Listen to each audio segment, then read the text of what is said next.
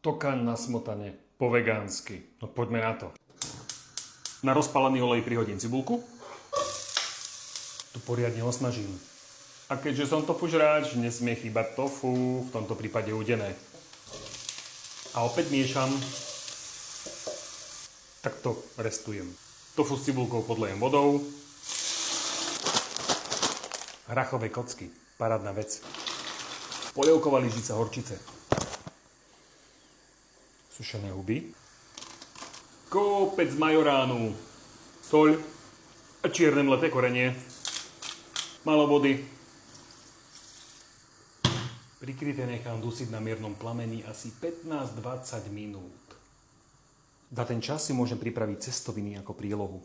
Keďže je to tokaň na smotane, tak treba smotanu. Rastlinná alternatíva. Pridám plyn a so smotanou krátko povarím. Tak a toto je rastlinný tokaň na smotane. Ani si nestihnem sadnúť za stôl.